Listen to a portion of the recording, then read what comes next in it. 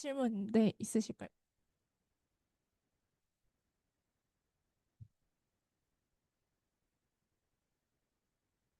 저번에 이 주제에 대해서 스노우 AI 매트 네, 맞아요. 거기서 들었던 것 같은데 그때 잘 이해가 안 됐지만 지금 너무 잘 설명해 주셔서 좀 더 이해가 잘 된 것 같고요. 제가 감사합니다. 궁금했던 점은 그 adversarial attack을 좀 대응하기 좀 대응력이 높아지도록 훈련을 또 추가를 한다 했는데 그러면 생각해보면 그냥 그 모델에다가도 또 잘 맞는 어택을 한다면 그때도 이게 대응이 더 잘 된다는 건지 아니면 그거에 대한 대응을 또다시 한 번 더 해야 되는 것인지 음, 그리고 만약에 그게 대응이 되는 거라면 그 어택을 어느 수준까지 가, 가능하고 어느 수준부터 어떤 기준부터는 안 되는 것인지가 궁금합니다.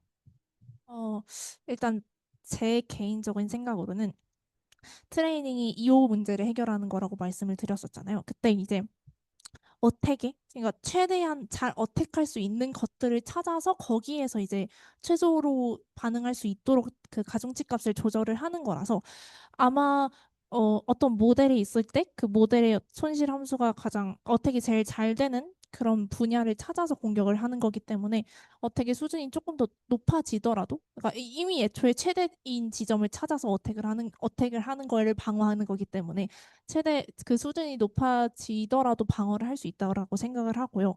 그래서 그 수준에 대해서는 제가 생각하기엔 모델마다 매우 다 다를 상이할 것 같습니다. 왜냐하면 모델에게 주어져 있는 손실 함수에 따라서 잘 L이 손실 함수를 의미하는데 손실 함수에 따라서 그 맥스 값 달라질 거고 그 모델마다 또 파라미터들이 조금씩 다르면서 손실 함수의 값들도 다 달라질 것이기 때문에 뭐 명확한 기준이 딱 있다라기보다는 그냥 이런 문제를 해결하면은 어드버서리 트레이닝의 목표를 만족시킨다라고 생각을 해주시면 될 것 같습니다. 감사합니다.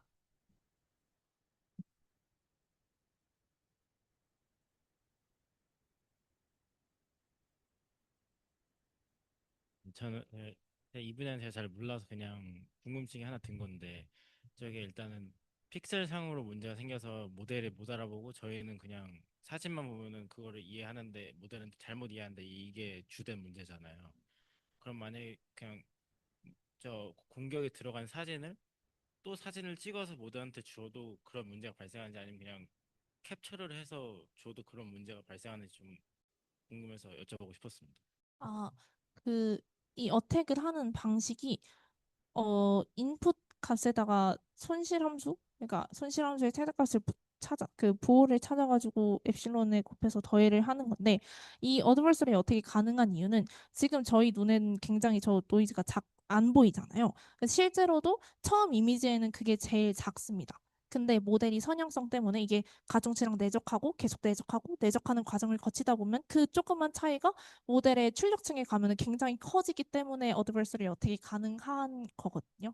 그래서 이미지를 캡처해도 이 노이즈가 유지가 된다면은 아마 어택이 가능하지 않을까라고 생각이 들긴 듭니다. 확신을 할 수 없지만. 그러면 스크린샷이 아니고 그냥 진짜로 그걸 다시 한번 찍는 것도 공격이 돼요. 노이즈가 살아있다면 저 이상한 빨간, 파랑, 노랑, 초록의 저 그림이 노이즈가 섞여 있는 게 살아있다면 아마 어택이 가능할 거라고 생각이 들지만 네, 제 개인적인 생각으로는 원리에 기반해서 추론을 해봤을 때는 가능할 것 같습니다. 캡처를 했을 때 근데 노이즈가 유지가 되는지는 모르겠어요.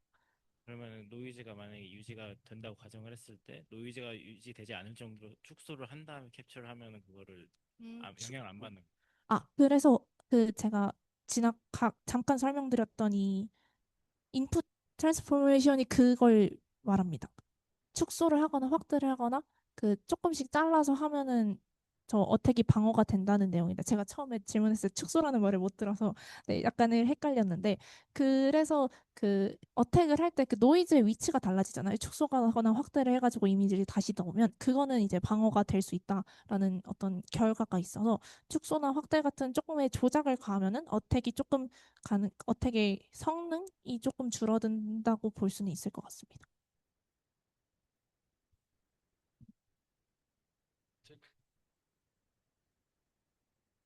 시간 제한은 딱히 없어. 네, 이게 사실 저런 공격이 가능한 게 좀 근본적으로 따지고 보면 오버피팅이잖아요.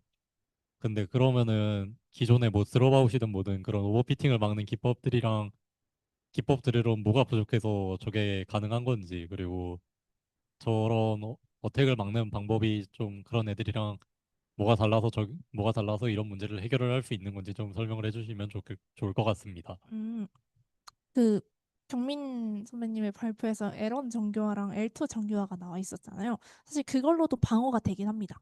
방어가 되긴 하는데 제가 제안한 게 아니죠. 논문에서 제안한 이 어드버서리 버전 오브 코스트 펑션에서 이 코스트 펑션이 항이 저 안에 들어가 있잖아요. 로스 펑션 안에 들어가 있는데 L1 정교화나 L2 정교화는 그 항이 바깥에 나와 있는 걸로 알고 있어요. 그래서 그 항이 바깥에 나와 있으면 그것 자체를 축소를 시키니까 가중치 자체가 0이 돼버린다는 단점이 있는데 얘는 그 가중치를 0으로 줄이지 않아도 뭐 아닌 것들에 대해서는 이미 저 WX랑 B라는 값이 존재하기 때문에 저것만 이제 줄여도 음의 값으로 굉장히 줄여도 저 X의 놀미에는 곱해져 있는 저 W의 값은 살아 있으면서도 제대로 된 판단을 할 수 있다는 단점이 있다고 읽었습니다. 네, 답변이 되실까요? 다른 질문 있으신가요? 네.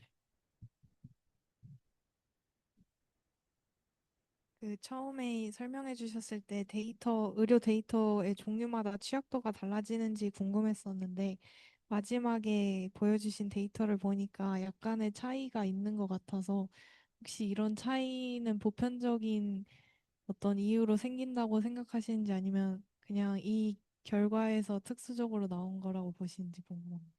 아, 그러니까 의료 모델마다의 차이요? 그러니까 폐 사진이라던가 뇌 사진이라던가 그런 의료 데이터 자체의 종류에 따라 그 취약도가 디펜드하게 달라질 거라고 생각하시는지. 음, 제가 논문을 읽었을 때 약간 지나가는 말이었는데 의료 데이터에 대해서 이 취약성이 강화된다는 걸 제가 했다고 말씀을 드렸는데 그 이유 중에 하나가 의료 영상은 되게 미세한 차이로 이게 병명이냐 아니냐가 판단이 되잖아요. 그래서 그 미세한 차이에 어택을 했을 때 그 공격 성능이 더 잘 먹혀 들어가서 취약성이 높다고 한 구절을 제가 읽었던 것 같아서 아마 제가 생각하기로는 그 병명의 데이터들이 어떠한 차이로 그게 병명이 되고 병명이 안 되는지 그 차이점들이 큰지 작은지에 따라서 이 어택의 성공률과 방어률이 달라질 것 같습니다. 그러면 예를 들어서 큰 종양을 판단하는 거랑 뭐 미세한 뇌혈류가 끊어졌는지 안 끊어졌는지라고 생각을 하면 뇌혈류 쪽이 조금 더 취약하다고 볼 네, 수. 네, 네. 네. 감사합니다.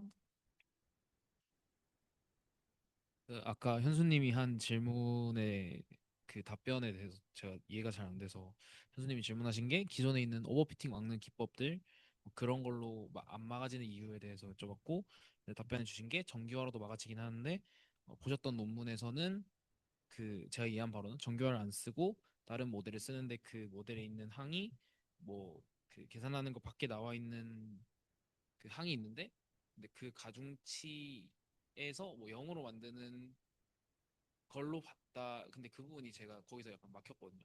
그래서 그 부분 설명을 다시 해주실 수 그 원래 손실 함수는 0으로 가야 되잖아요. 그래서 또 원실 함수가 0으로 가는 방향으로 학습을 하는데 정규화 같은 경우에는 손실 함수가 있고 이렇게 있고 항이 여기 있습니다. 그러니까 WX라는 항이 여기 있으면은 요 전체 값을 0으로 보내려고 하면은 이 값도 0이 돼야 되잖아요.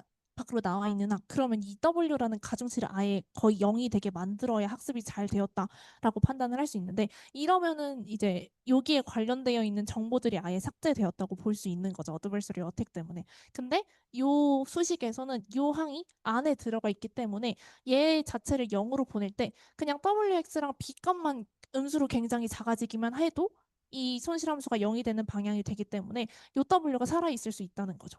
그러니까 W가 살아있을 수 있으니까 조금 더 정확한 판단을 내릴 수 있다는 것이 이 논문에서 요 수식을 제안한 이유였습니다. 있습니다.